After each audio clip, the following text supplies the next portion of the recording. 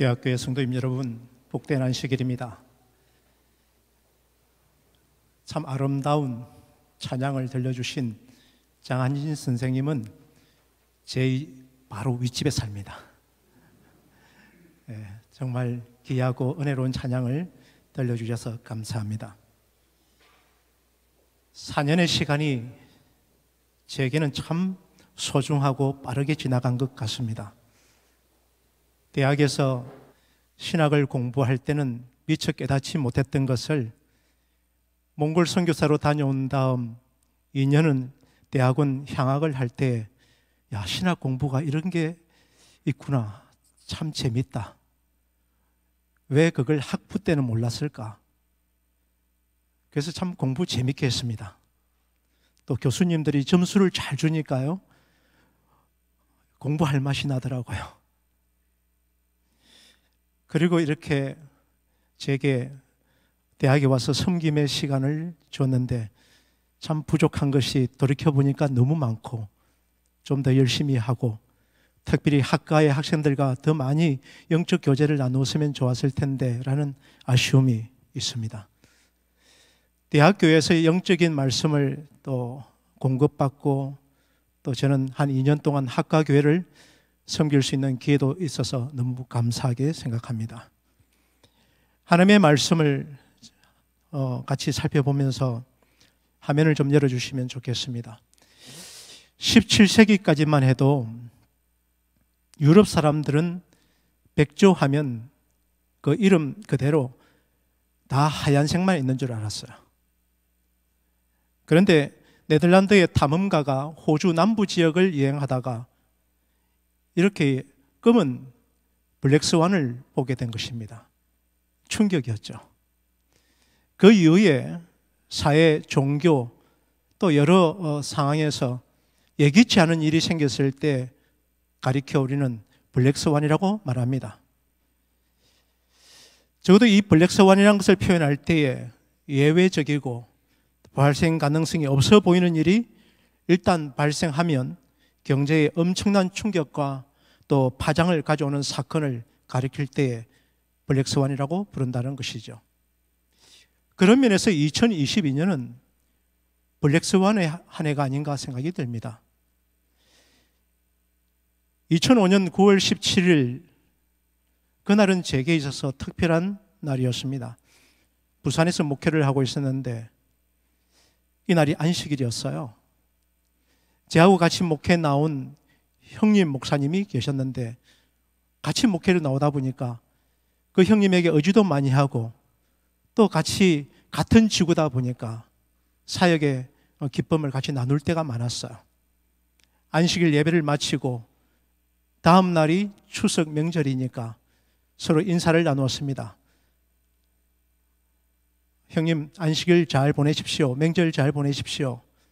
그분은 고향이 진주를 지나서 산청으로 가고 저는 삼천포 방향으로 가는 사천으로 가는데 진주까지 가서 그분은 산청으로 가고 저는 삼천포 방향의 사천으로 가게 된 거죠. 집에 도착하자마자 전화 한 통이 들어온 것입니다. 제가 누군지 확인해 보니까 응급실에서 전화 준 거예요. 아는 분이 바로 그 형님이 교인 우리 어린 아이들 2명을 태우고 사모님과 함께 가다가 음주 차량에 부딪혀서 대학병원에 입원했다는 것입니다. 최근 전화를 살펴보니까 제 전화가 찍혀 있어서 제게 연락했다는 거예요. 저희 집에서 그 대학병원까지는 한 15분, 20분이면 갑니다. 그리고 달려갔어요.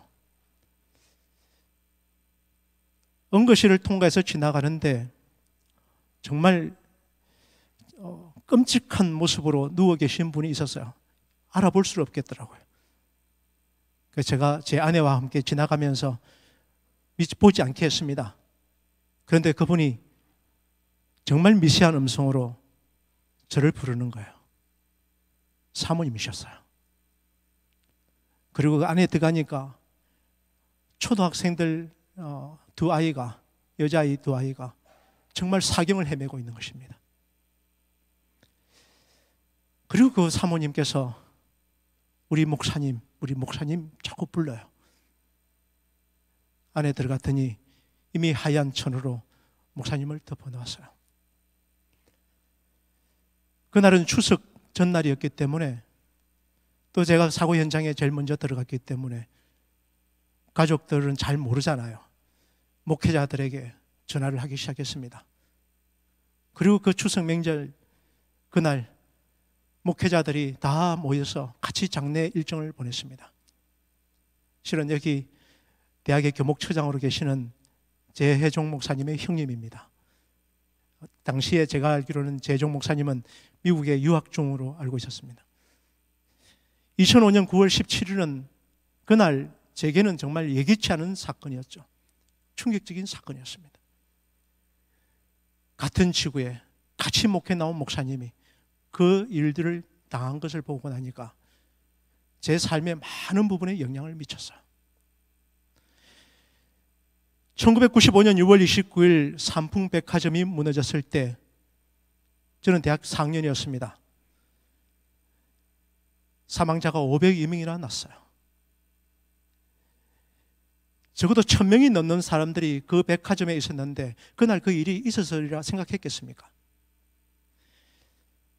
2014년에는 2월 달에 학생들이 MT를 갔어요. 천장이 무너져 버렸습니다.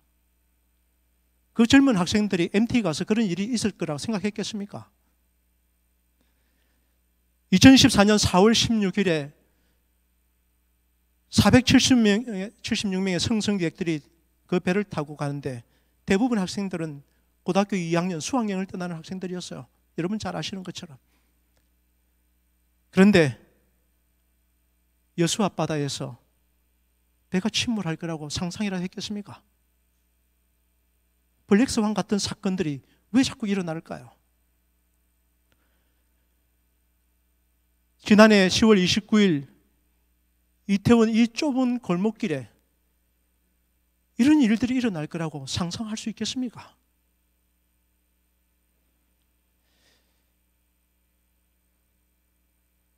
그럼에도 불구하고 성경은 우리에게 그리스도의 평안에 대한 부분을 말씀하고 계시는 거죠.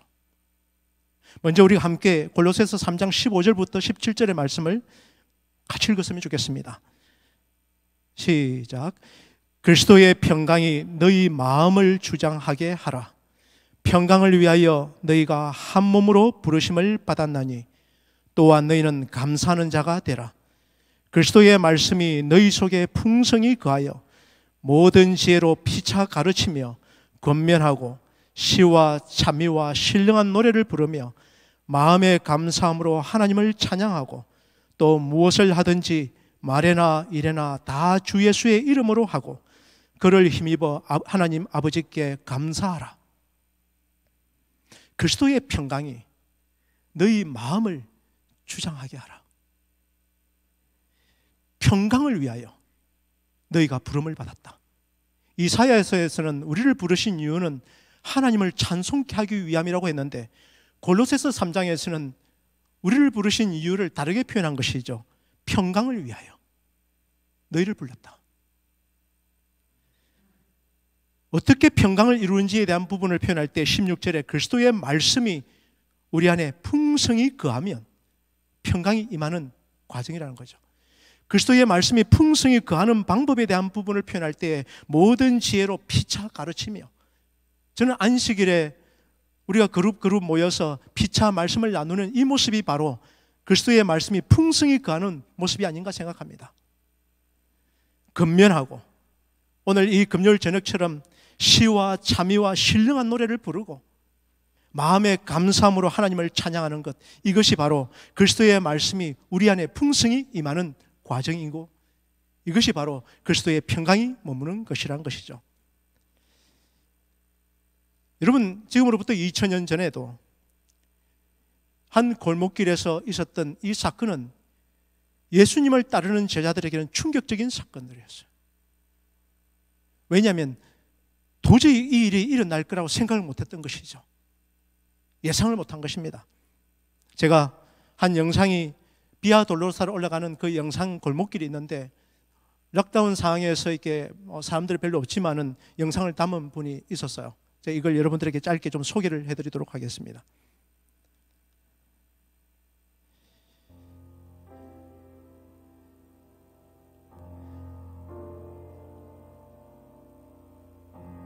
전체가 14개 지점으로 되어 있지만은 제가 군데군데를 좀 생략을 했습니다. 빌라도의 법정에서부터 시작된 이 골목길, 해밀턴의 거리처럼 매우 좁은 골목길입니다. 2000년 전에 평강의 왕이신 예수 그리스도께서 이 골목길에 십자가를 지고 올라가셨어요. 많은 사람들이 예수를 십자가에 못 박게 소리를 질렀습니다. 이 거리는 대략 바로 가면 한 800m 정도 된다고 합니다. 그리고 좀 둘러가면 1.5km가 될 수 있다고 해요. 마치 산을 오르는 것처럼 계속해서 올라가야 되는 골목길이죠. 예수님께서 왜 이 골목길을 십자가를 지고 올라가셨을까요? 제자들에게는 충격적인 사건이었는데 왜 주님께서는 그날 모두가 다 왕으로 등위할 줄 알았는데 십자가를 지고 그 길을 가셨을까요?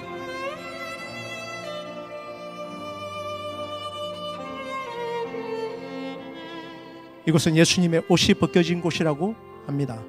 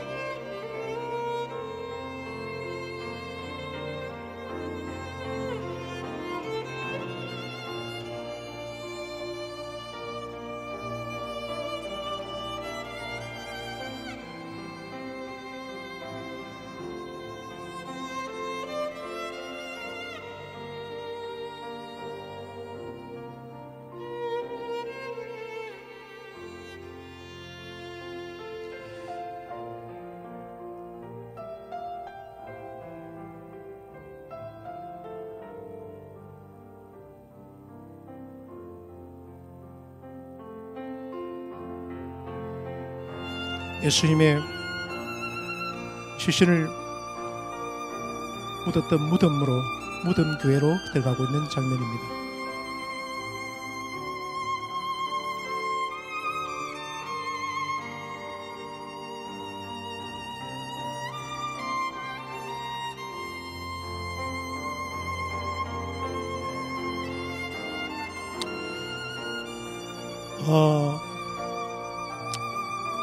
제가 참 좋아하는 복음 찬양 가운데 히즈윌이라는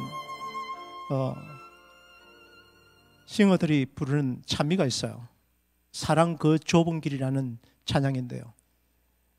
저는 그 가사를 참 즐겨 듣고 부르기도 합니다. 그 가사 내용을 좀 소개해 드리겠습니다. 사랑 그 좁은 길 누가 그 길을 가려나, 겸손 그 이름 없는 길 누가 그 길을 가려나, 누가 주의 마음을 알아 자매의 눈물을 닦아주며 누가 형제의 허물 사랑으로 덮으려나, 누가 주의 마음을 알아 절망에 갇힌 영혼 찾아 위로의 손 내밀어 사랑으로 안으려나, 누가 주의 영광 위에 내 자유를 내려놓고 십자가 사랑 안에 즐거이 매이려나, 누가 그 길을 가려나. 이런 찬양인데 기회 될 때 한번 찬양을 하면 좋겠습니다. 이날 이 십자가 주님께서 지셨던 그날 그 상황, 시대의 소망은 자세하게 표현하고 있죠. 시대의 소망 790페이지에는 예수님께서 십자가에 돌아가시고 3일 만에 부활하셨습니다. 그날의 상황에 대한 부분을 표현하기를 영감의 글은 이렇게 표현합니다. 온 하늘에는 기쁨의 날이었던 그날이 제자들에게는 불안과 혼란과 의혹의 날이었다. 하늘은 주님께서 부활하셔서 기쁨의 날인데 주님께서 교회에 가져다 줄 선물을 받기 위하여 기다리고 계시는데 이 땅에 주님을 따랐던 제자들은 불안과 혼란과 의혹의 날들이었다는 것이죠. 왜 그랬을까요? 같은 책에는 이렇게 표현합니다. 여인들의 증거, 그날 일요일 새벽에 여인들이 예수님께서 부활하신 것 같아, 시신이 없었다는 거죠. 이 여인들의 증거를 불신하는 것은 제자들의 믿음이 얼마나 위축되었는지를 증거하는 것이었는데요. 그리스도께서 부활하셨다는 소식은 왜 그들이 믿지 못했을까요? 영감의 글은 이렇게 표현합니다. 그들이 예상했던 것과는 너무나 달랐으므로 그것을 믿을 수 없었다는 거죠. 제자들이 생각했던 부활에 대한 생각, 그리스도께서 주셨던 말씀으로 채워져 있었던 것이 아니었고, 그들이 생각했던 죽음에 대한 것, 내세에 관련된 것, 부활에 대한 것들에 대한 부분들이 그들의 생각과는 너무 예상과 달랐다는 것입니다. 그렇기 때문에 그것을 믿을 수 없었다는 것이죠. 어떤 면에서 우리가 재림에 대한 것을 기다리고 있으면서도 그러한지 않을까? 특별히 사두개인들이 당시에 집권층이었고, 그리고 개혁적인 헬라 세력을 따르던 사람들이었습니다. 그들이 대제사장의 가문을 이루고 있었죠. 그런데 그 사두개인들이 가지고 있는 교리와 소위 과학적인 이론을 매우 많이 들어왔기 때문에 저희 마음의 부활에 관하여 그들의 마음에 찍힌 인상은 모호하였다는 거죠. 하나님의 말씀으로 채워져 있어야 되는데 당시의 지도자들과 당시의 전체적인 영향을 주는 사람들의 그 말씀과 그 교리와 과학적 이론들로 인해서 제자들은 예수의 부활의 소식을 들었지만 믿지 못한 것입니다. 왜냐하면 그들의 마음에 찍힌 인상이 너무 모호했거든요. 그래서 그들은 죽음에서 부활하는 것이 무엇을 의미하는지 거의 알지 못하고 있었다. 주님께서 내가 3일 만에 부활하겠다고 몇 번이나 말씀하셨거든요. 그들은 그 큰 문제를 받아들일 수 없었다. 어떤 면에서 오늘 우리가 재림신앙을 기다리고 재림신앙을 가지고 있는 여러분과 저에게도 행여나 오늘 우리 사회에 일어나고 있는 많은 여론과 이론과 영향력 때문에 혹시 우리가 기다리고 있는 것들이 우리의 예상과는 다르게 나타나지 않을까 돌아볼 필요가 있지 않을까 싶습니다. 시대소망 793페이지에는 예수님께서 부활하신 다음에 제자들에게 주고 싶었던 것이 있었습니다. 부활하신 후에 세상에서 하신 그리스도의 최초의 사업은 제자들에 대한 당신의 쇠하지 않는 사랑과 친절을 그들에게 확신시켜주는 일이었다. 아름다운 사랑과 친절을 제자들에게 주고 싶은데 제자들은 그 부활을 매우 모호하게 받아들였다는 것이죠. 요한복음 16장 33절에는 주님께서는 제자들에게 그 친절과 안위로 주고 싶었던 것이 평안이었어요. 요한복음 16장 33절의 말씀, 이것을 너희에게 이르면 너희로 내 안에서 평안을 누리게 하려 함이라. 요한복음 14장 27절에도 내가 주는 평안은 세상이 주는 것과 같이 아니하다 그랬어요. 세상도 평안을 주는 것 같습니다. 하지만 그리스도의 평안, 그것은 세상이 주는 것과는 다르다는 것이죠. 오늘날 많은 사람들이 편안한 삶을 평안한 삶이라고 생각을 합니다. 하지만 주님께서 주시는 그리스도의 평안은 다르다고 말씀하고 있는 것이죠. 세상에서 너희가 환난을 당하나 담대하라. 왜냐하면 주님께서 세상을 이겼다는 것이죠. 때로는 우리가 환난의 떡, 고생의 물을 마신다 할지라도 우리 안에 그리스도의 평안이 충만할 수 있는 것은 그분의 말씀 그리고 그분의 승리가 우리의 것이기 때문입니다. 그런데 여러분, 제자들은 왜 주님이 부활했다는 소식이 그들에게는 재난이 또다시 일어나는, 재난이 꼬리를 물고 일어나는 것처럼 여겼을까요? 실제로 시대의 소망은 그렇게 기록하고 있습니다. 예수님의 시체가 도적당했는데 그것은 제자들이 가져갔다는 것이죠. 그렇지 않아도 불안하고 두려운 것입니다. 한번 상상해 보세요. 로마의 황제의 인으로 봉인된 무덤이 열린 것입니다. 그리고 그 시신을 옮겨간 거예요. 누가 옮겨갔다고요? 소문은 제자들이 옮겨갔다고 하는 것입니다. 만약에 그 비난이 다 제자들에게 쏠린다고 생각했을 때 그 제자들이 안게 되는 충격은 얼마나 크겠습니까? 때로는 세월호 사건이나 큰 사건이 일어났을 때 그것에 대한 책임자를 묻는 부분들이 사회 전체적인 관심이 되지 않습니까? 그런데 황제에 봉인된 무덤이, 그 돌문이 움직였는데, 그리고 시신이 사라졌는데 제자들은 충격이었죠. 그래서 제자들은 시대의 소망 표현처럼 재난이 잇따라 또 재난이 밀려오는 것처럼 여겼다는 것입니다. 같은 책에는 이렇게 표현합니다. 그들은 자기들에게 불리하게 퍼져나가는 거짓된 정언조차도 수습할 길이 없었다. 그들은 제사장들의 정오와 백성들의 분노를 두려워하였다. 얼마나 불안했는지, 얼마나 두려웠는지. 그리고 그들이 그냥 반복되게 하는 말이 이 말이었습니다. 우리는 예수가 이스라엘을 구속할 자라고 바랬는데, 이런 말을 계속해서 반복했다는 거예요. 그리고 말합니다.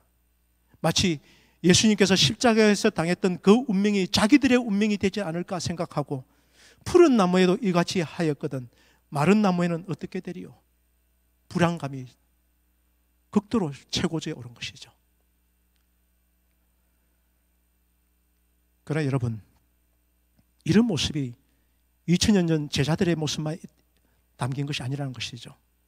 지금도 그때의 제자들과 같이 행동하는 사람들이 얼마나 많은가.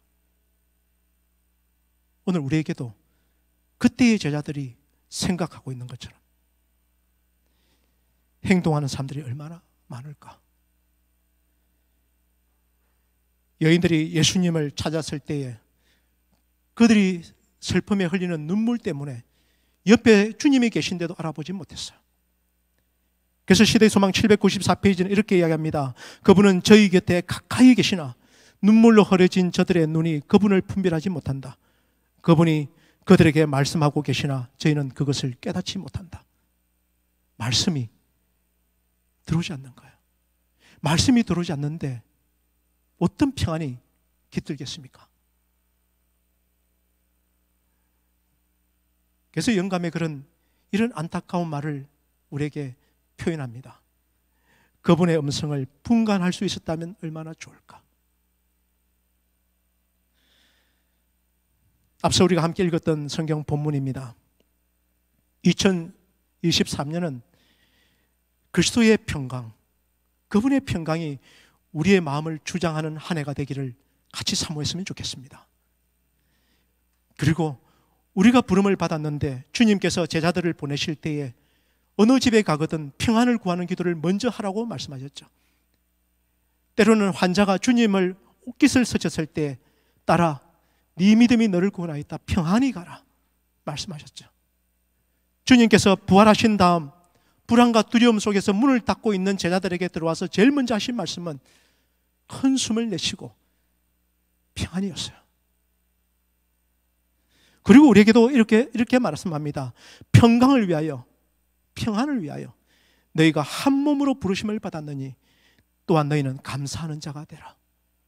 우리 모두가 다 뭐 때문에 부름을 받았다고요? 평안을 위하여 부름을 받았다는 것이죠. 이 평강을 위하여 우리가 부름을 받았는데 어떻게 사는 것이 평강을 구하는 삶일까요? 우리가 한 몸으로 한 지체로 부름을 받았는데 우리는 어떻게 하는 것이 평안의 삶을 살 수 있을까요? 솔직히 저는 대학에 들어오기 전까지만 해도 좀 불안했습니다. 아내가 건강을 잃고 또 병원 생활을 하고 이렇게 했기 때문에 혹시나 주변에 일어나고 있는 일들처럼 건강을 더 잃지는 않을까 염려가 많았어요. 그러나 이 대학에서 4년의 시간을 보내면서 하나님께서 저희들에게 평안으로 인도해 주셨습니다. 얼마나 감사한지. 정말 이 4년의 시간은 제게는, 저희 가정에게는 축복된 삶이었어요. 그렇다면 여러분, 이 그리스도의 평강이 우리의 마음을 주장하게 하는 삶, 앞서 제가 말씀을 같이 읽었던 그 본문의 말씀을 다시 읽어드리고자 합니다.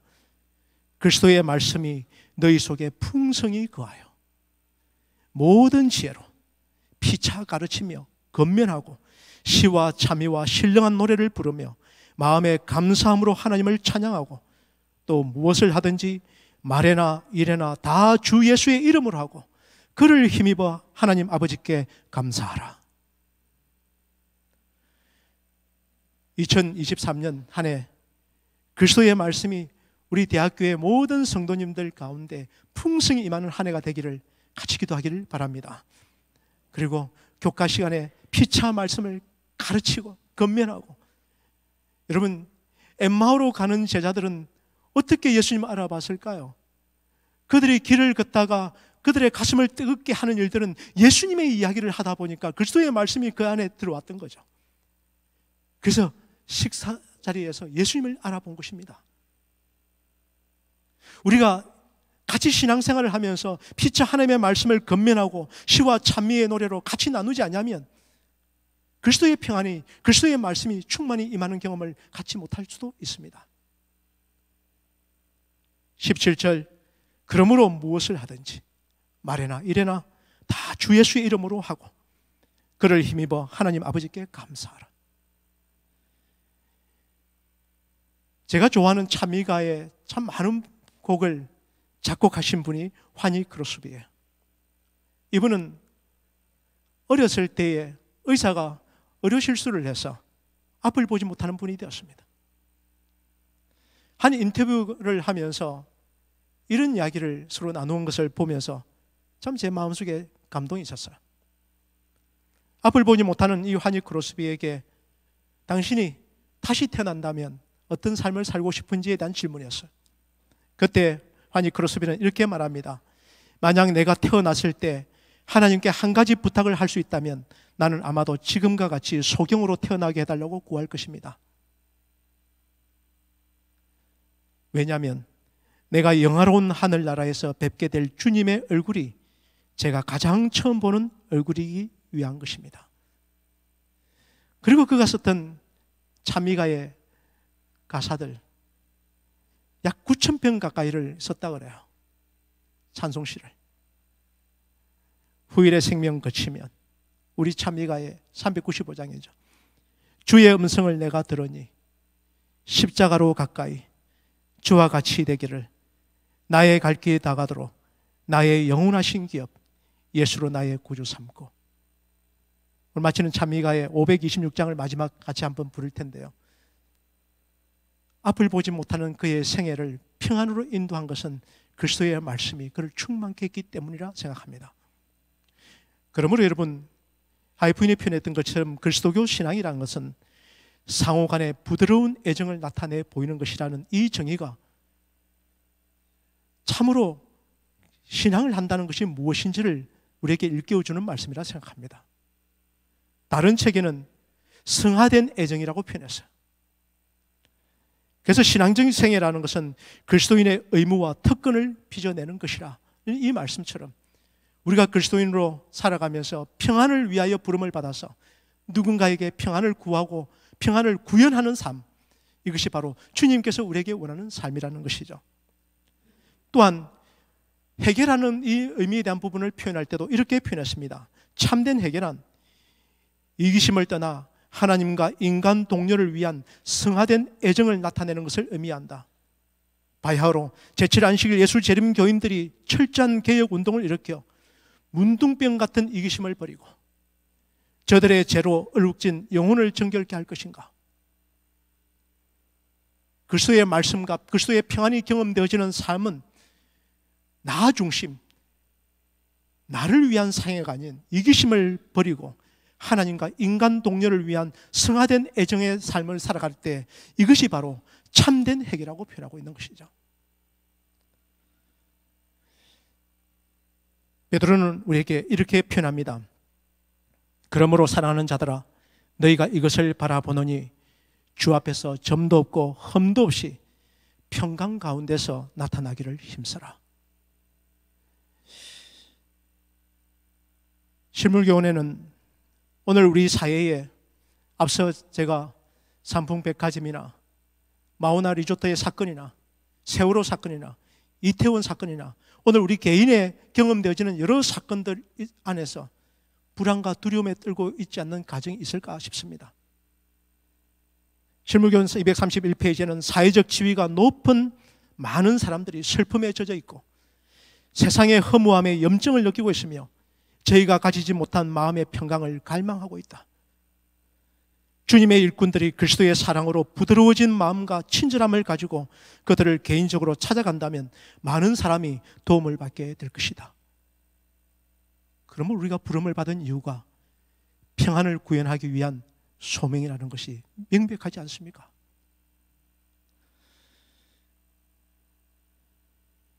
(2022년 12월부터) 현재까지 삼육대학은 우리 젊은이들이 나가서 봉사활동을 하고 있습니다.